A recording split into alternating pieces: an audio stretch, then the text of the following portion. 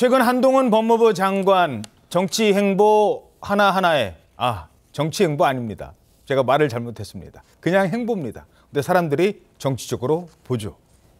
이 민주당에서 혹시 한동훈 장관 입에서 뭐 정치 관련 발언하는 거 아니야? 지금 계속 예의주시하고 있어요. 말이라도 한번 잘못 툭하면 바로 지금 안 그래도 탄핵 뭐 얘기 나오는데 국민의힘 선 이런 얘기 나왔다가는 지금 한동훈 장관 발언 예의주시하고 있거든요. 그래서 더 집중되는 것 같습니다. 이런 가운데 어제 대전을 찾아갔습니다. 근데 지지자들 오는 걸 어떻게 말립니까? 거의 유세장을 방불케 했다고 합니다.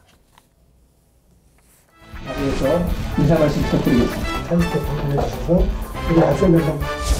네, 반갑습니다. 반갑습니다. 네, 장관님이 모르시겠지만 저는 정말 큰 팬입니다. 오늘은 기차 이제 없으니까 저랑 혹시 나중에 사진.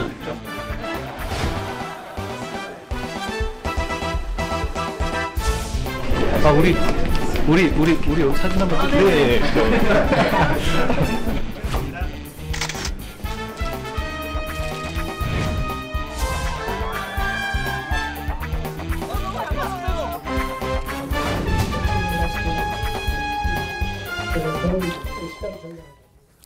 자, 지난주에 대구 갔을 때도 사람들 많이 몰려서 3시간 동안이나 기차를 연착은 아니죠. 연기를 했죠. 그런데 대전 역시 많은 지지자들이 몰렸어요. 예, 궁금했는데 역시나 또 많은 지지자들이 왔더라고요. 오래전부터 잡혀있던 법무부 일정이라고는 하지만 이번에도 역시 많은 관심을 끌었는데요.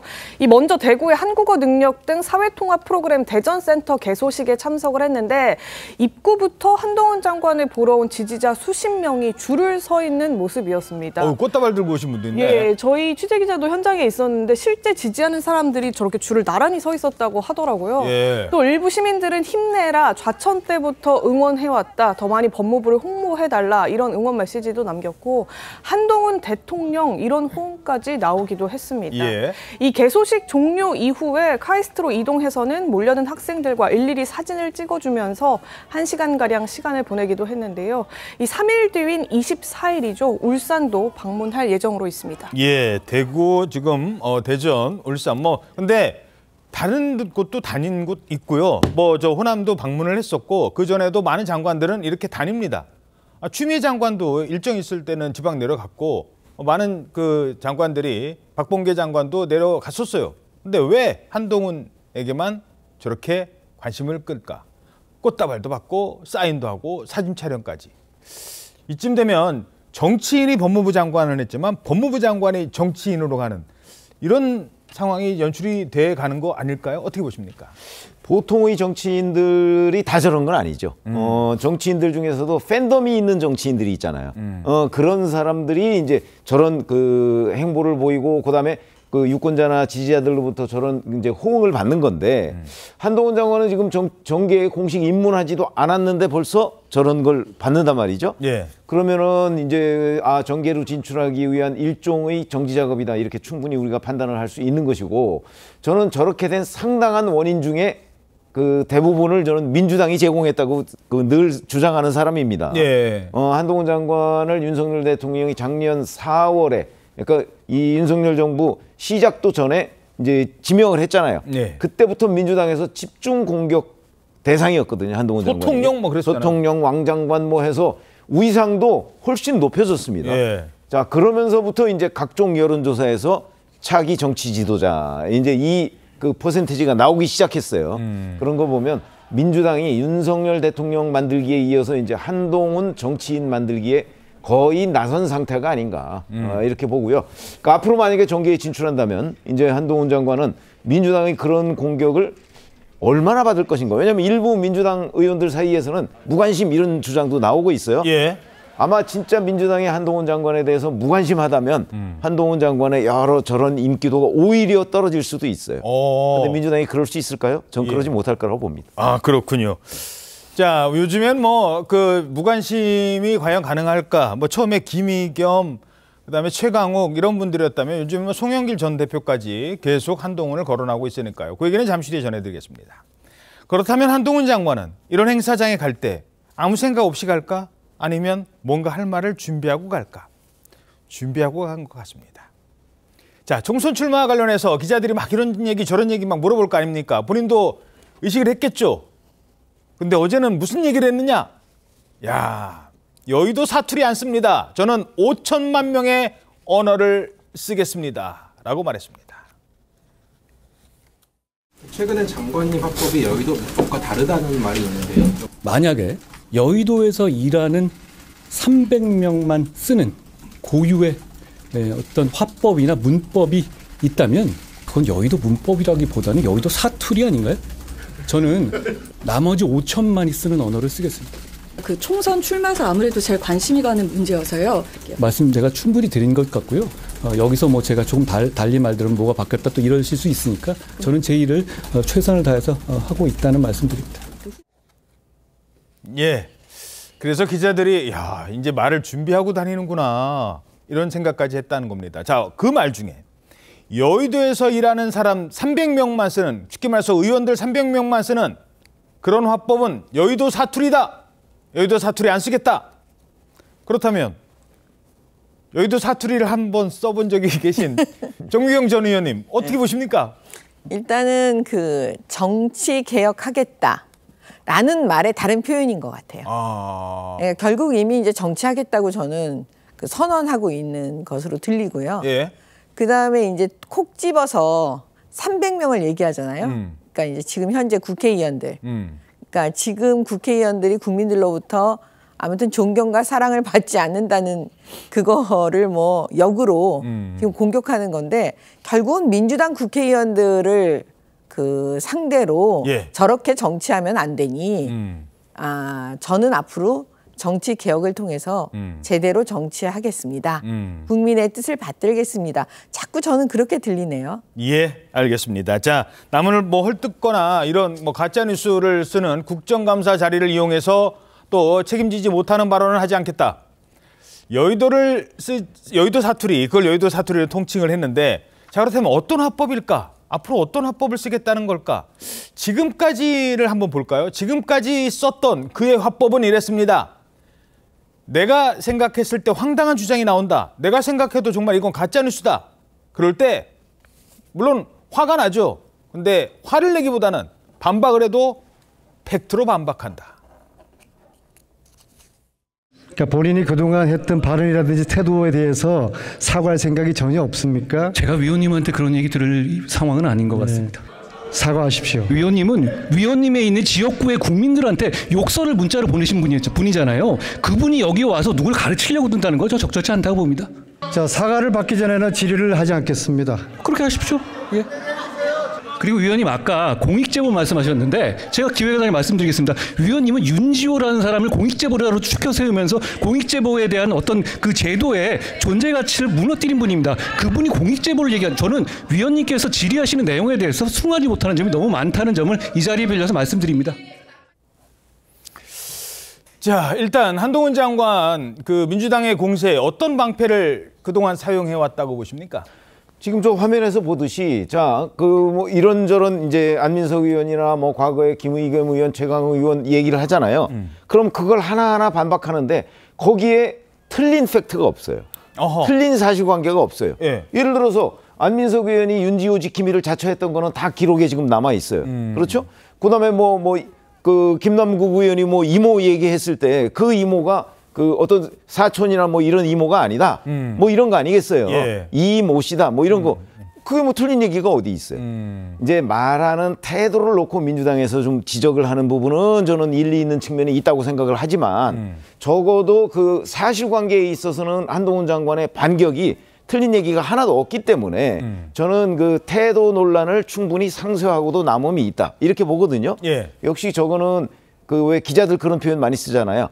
팩트의 힘 예. 이렇게 얘기를 합니다. 그런 점에서 앞으로 아마 한동훈 장관을 이제 민주당에서는 제압하려고 굉장히 많은 노력을 할 텐데 그때 제압하기 위해서는 민주당도 가짜뉴스 이런 거 말고 의혹 이런 거 말고 팩트를 가지고 한동훈 장관을 제압할 수 있으면 그게 제일 가능한 방법인데 과연 가능할까? 지금까지 과정을 들여다보면 그런 부분이 관심입니다.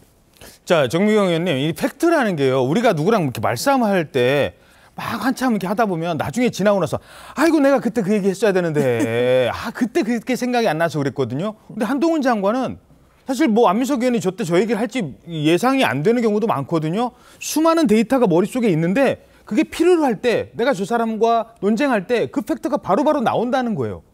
그런 장점이 또 있는 것 같아요. 팩트의 어떤 저장된 공간이라고 할까요? 지금 우리가 장관들 중에서 지금까지 저렇게 정치적으로 저는 잘 무장되어 있는 사람은 아마 거의 처음이라고 보여져요. 장관들 중에서 지금 제가 말씀드리는 겁니다. 예. 장관 출신들. 그게 왜 그러냐면 사실은 검사를 했기 때문에요.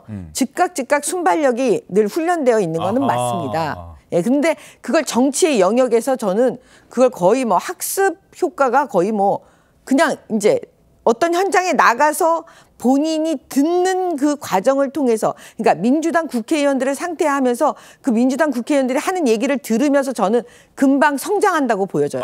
즉각 학습 능력. 예, 머리가 좋은 거는 뭐 기본적으로 검사를 했으니까 머리가 좋은 건데 그거를 갖다가 금방 학습 효과가 너무 뛰어나고 그걸 또 금방 순발력이 있게 또 받아치잖아요. 그러니까 제가 볼 때는 그 삼박자를 다 이미 갖고 있다라고 보여집니다.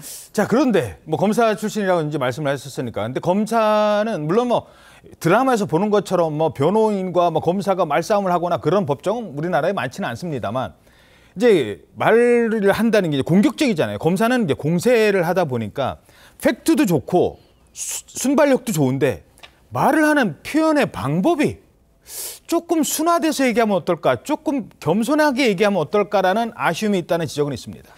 만약에 국회의원과 국회의원이 그런 대화를 한다면 뭐 뭔가의 토론의 우위에 있다 이런 걸 말할 수 있지만, 한 나라의 국무위원이 국회의원과 토론을 하면서 저런 식 말투를 쓰면 우선은 시원할지 모르겠습니다. 반대쪽에서 볼 때. 그러나 이게 뭐냐면 우리나라 정세에서 국회의원들에 대해서 약간 비판적이고 정치 해모 이런 게 또 반정치 이런 정서를 깔고 있는데, 이런 거에 기반해서 말하자면 상대에 대해서 공박을 하게 되면 결국은 정치를 똑바로 하는 것이 아니거든요. 그러니까 일단 말을 상대할 때의 우위에 있지만 대한민국을 어떤 식으로 갈지, 좀 더 어떤 방향으로 가야 될지에 대한 정책적 토론이라든지 이런 것 쪽으로 발전시켜 나가야 되는데, 그냥 말싸움을 좀 더 우위에 재밌게 그때마다 이렇게 일시적으로 하는 건데요. 길게 갈 수 없습니다. 그런 점에서 한동훈 장관은 국무위원으로서의 처신, 그리고 그런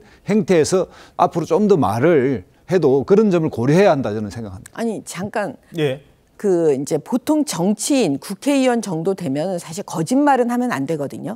그러니까 우리는 그게 머릿속에 있는 거예요. 거짓말하지 않는 국회의원에 대해서 국무위원들은 존중을 합니다. 그러니까 좀 자기한테 싫은 얘기를 해도 네 알겠습니다 의원님 하고 넘어갔어요. 여태까지는. 그렇죠. 근데 지금 그 전제가 그냥 무너진 겁니다. 왜? 김우겸 의원을 보세요. 그냥 거짓말을 밥 먹듯이 해요. 그러면 그거에 대해서 과거의 국무위원들처럼 대응을 해줘야 되느냐.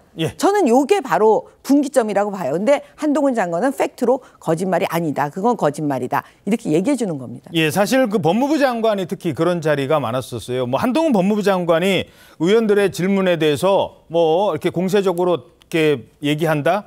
그 전에 추미애 전 장관 소설을 쓰시네. 뭐 이런 그 대응 방법이 많았습니다. 물론 법무부 장관쯤 되면 보통 3선 의원 뭐 이 정도 되니까 의원들과 좀 막역하다라고 생각할 수도 있겠지만, 자, 그런데 이제 그 정도로 마무리하고 하나만 더요.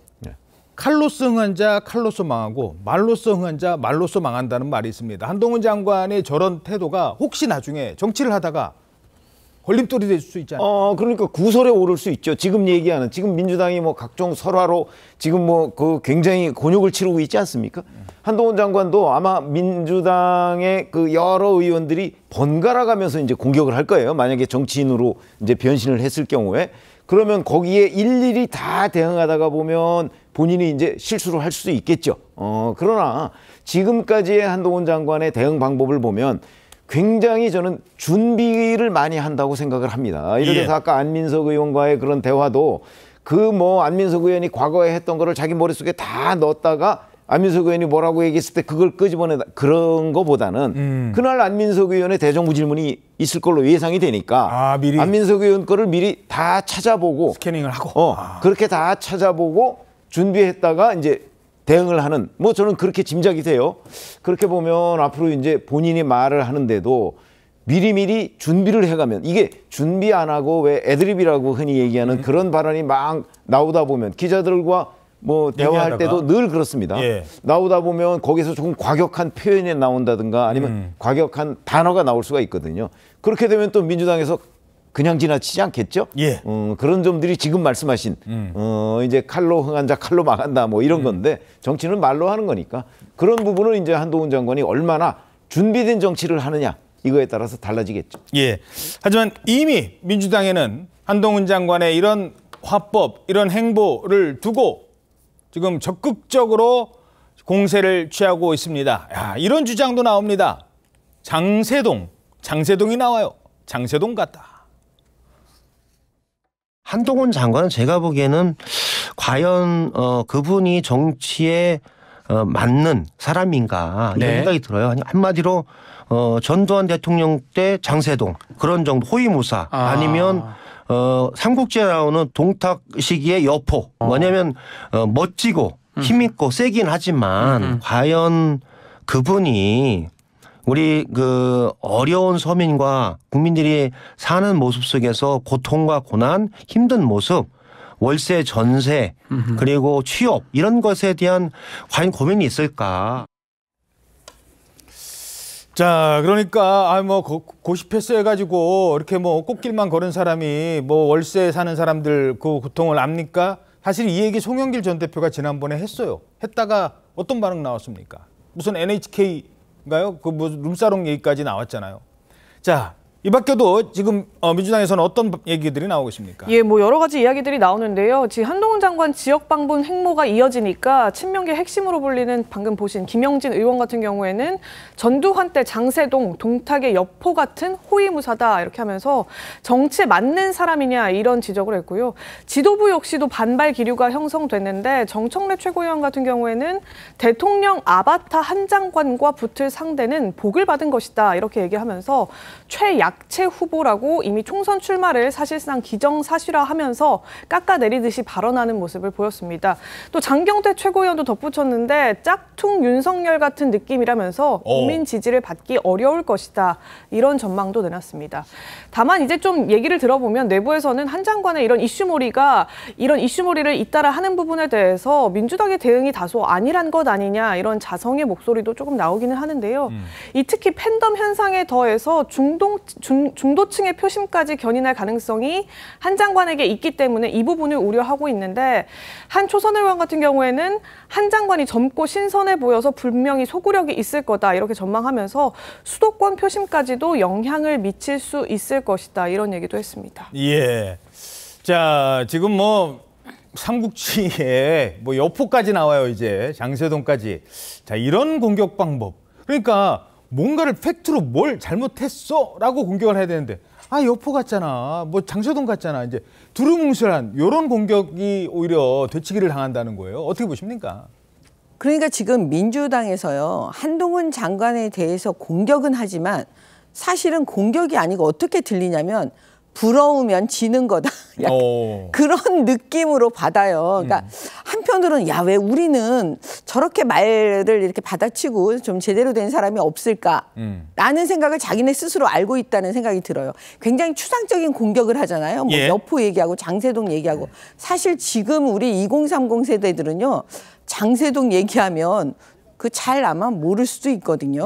근데 이제 그런 언어를, 그러니까 여의도 언어, 어떻게 보면 저런 여의도 언어를 막 쓰고 있는 거죠. 단어들. 예. 그래서 한동훈 장관은 사실 아까 소구력이 있다고 그랬잖아요. 민주당 내에서도 옳은 말, 그러니까 제대로 분석하는 사람이 있긴 있는 것 같아요. 왜냐하면 당을 다 떠나서, 그다음에 정치를 떠나서 한동훈 장관에 대해서 2030이 굉장히 호감을 가질 수 있을 것 같아요. 그게 왜 그러냐면 단정하잖아요. 그리고 뭐냐면 그 분명하게 의사표명을 하잖아요. 이런 부분들이 지금의 2030하고 맞지 않을까 라는 생각이 듭니다. 한동훈 장관의 장점이 단정하고 말 잘하고 의사표현 분명하다. 이게 지금의 젊은 세대들, MZ세대들과 일맥상통한다. 그래서 젊은 층의 지지를 받을 거다. 민주당에서는 과연 그럴까 생각을 하실 것 같은데 어떻게 보십니까? 일단 뭐 답변하는 게 그동안 장관이나 또 정치인과는 좀 이질적 요소인 건 틀림없습니다. 약간 뭐 시크한 분위기에 툭툭 내뱉고 또는 묻는 말에 답하는 게 아니라 본인이 하고 싶은 이야기를 그냥 일방적으로 한다든가 뭐 이런 식의 부분이 있는데 문제는 한동훈 장관은 역시 본인이 한 약속을 못 지키고 있어요. 그러니까 인사검증에 대해서 법무부 장관으로서 책임을 지겠다고 했는데 지금까지 정부의 인사검증에 제대로 된 인사검증이 제대로 한 번이라도 있었습니까? 그런데 책임 안 지고 또 빠져나가고 있거든요. 그러니까 이제 그런 한동훈 장관은 말은 잘할지 몰라도 구체적인 어떤 사실이나 또 이런 정책 비전이나 이런 건 아직 확인된 게 없습니다. 그래서 그런 점에서 한계가 있고 또 하나는 한동훈 그 장관은 윤석열 대통령의 또 다른 그냥 아바타와 같은 이미지가 거의 겹쳐 있습니다. 대통령 지지율이 이렇게 낮은 상태에서 좀 더 다른 측면의 영역을 가지고 있지만 결국은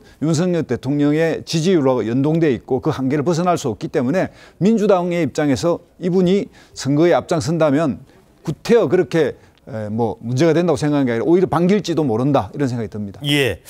자, 한동훈 장관이요. 어제도 민주당을 향한 특유의 전투력을 과시를 합니다. 민주당의 이른바 친명계 의원들이 한동훈 장관을 적극적으로 나서서 뭐 철험회라든가 이런 분들이 공격을 하죠. 근데 사실 이재명 대표는 한동훈 장관을 직접 비난하거나 비판하지는 않아요. 한동훈이 뭐 나랑 뭐 이 정도의 생각인 것 같습니다. 그런데 한동훈 장관은 달라요. 민주당이 지금 검사 탄핵 추진하고 있잖아요.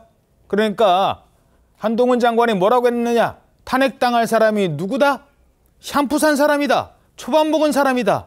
라고 반발합니다. 이재명 대표가 언젠가는 이 질문을 그런 식으로 퉁치지 말고 제대로 답해야 한다고 생각합니다. 만약에 어떤 고위 공직자가 공직 생활 내내 세금 빼돌려서 일제 샴푸 사고 가족이 초밥 먹고 쇠고기 먹었습니다. 그거 탄핵 사유가 됩니까? 이 질문에 답해야 한다고 생각합니다. 저는 그 정도는 된다고 생각합니다. 헌법재판소도 그 정도를 인용할 것 같아요. 네, 참 저 짧게 높여해 주시죠. 그러니까 저 누구를 얘기하는지는 뭐 금방 알죠. 누구를 얘기하는지. 그게 경기도 법인카드 유용 의혹이 핵심 내용 아닙니까, 저게? 그러니까 이제 이재명 대표라는 말을 안 해가면서 이재명 대표와 관련된 사실관계들을 쭉 얘기를 하고 자, 그게 탄핵이다. 그게 탄핵 사유지. 예를 들어서 그 민주당에서 한동훈을 탄핵한다고 하는데 나는 무슨 탄핵 사유가 있느냐. 이걸 지금 항변하고 있는 거거든요. 저럴 경우에 이제 국민들이 그 이재명 대표 쪽 얘기하고 한동훈 장관의 얘기하고 두 가지 중에 어떤 거에 더 많이 공감하느냐. 그게 이제 총선 결과로 나타나겠죠. 예. 하지만 또 이재명 대표가 여기에 반응을 할까요? 이재명 대표의 평소 상황이라면 반응 안 해요.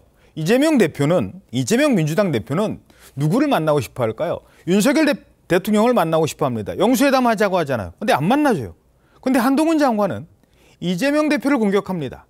근데 이재명 대표는 한동훈 장관이랑은 같이 싸우고 싶어 하진 않은 것 같아요. 급이 다르다고 이렇게 만들고 싶겠죠. 그랬는데 자, 한동훈 장관을 또 공격하는 사람이 있어요. 이 사람은 누구냐? 앞으로 검찰 수사받을 송영길 전 대표입니다. 어제도 공격했습니다. 실제로 정말 전관위와 돈 받고 그 후직의 인사검증을 해서 후진 법무부 장관이 나는 한동훈 장관이다 이렇게 생각합니다. 이 윤석열 정권의 가장 큰 문제점이 권력을 사유화해서 개인적인 이익을 위해서 지금 악용하고 있는 거잖아요. 꼭 닮아가지고 한동훈 장관도 법무부 장관이란 자리를 자신의 정치적인 선거운동으로 이용하고 있잖아요. 거의 뭐 청출어람이라고 생각합니다. 윤석열 대통령을 이재명 대표는 만나자고 하는데 안 만나주고 한동훈 장관의 이재명 대표 공격하지만 이재명 대표는 응수를 안 합니다. 그런데 한동훈 장관을 계속 공격하는 사람은 송영길 전 대표. 자, 한동훈 장관은 이렇게 응수했습니다.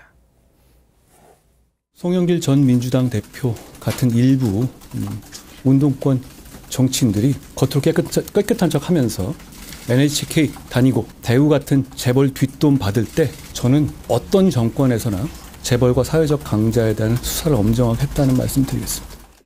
네. 여기서 나오잖아요. 그러니까 뭐 전세 살고 나는 전세 사는데 말이야. 당신은 말이야 뭐 서울 강남에 그 비싼 아파트 살고 고시 합격했다는 이유로 막 이런 얘기를 계속 하니까 딱 글쎄요. NHK 룸사롱 그때 뭐 술 먹고 간 사람 누구죠? 이 얘기를 또 본인이 들어야 되는 거예요. 이게 말하자면 공격한 사람이 본전도 못 뽑는 이런 상황이 계속 연출이 되는 거잖아요. 어떻게 보십니까? 그렇죠. 근데 끊임없이 지금 송영길 전 대표는 그 본전 못 찾는 저런 장사를 계속 하고 있는데 그거는 제가 볼 때는 그 분노 때문에 그러는 것 같아요. 그 자기 수사에 대해서 이제 공격을 해야 되는데 그 공격 결국 한동훈 장관을 향해서 저런 지금 말도 안 되는 사실 공격을 계속하고 있잖아요. 근데 저는 이렇게 생각해요. 권력을 사유화한다라는 말을 지금 민주당 의원들이나 송영길 전 대표가 사용하는 게 맞을까? 아니 당장 이재명 대표가 권력을 사유화한 그 눈에 보이는 인물이에요. 왜냐하면 경기도의 세금으로 경기도의 세금을 빼가지고 자기 초밥 먹고 사실은 일제 제가 이 얘기는 하고 싶지 않지만 일제 샴푸 쓰고 뭐 이랬다고 지금 한동훈 장관이 얘기하잖아요. 권력을 사유한 대표적인 사례예요. 예. 아마 교과서에 실린다면 그런 분들이 무슨 지금 누구에게 권력을 사유한다 이런 말을 하시고 계십니까? 예. 그러니까 이거 앞뒤 안 맞는 얘기이기 때문에 저는 사실은 논평하고 싶지도 않아요. 예.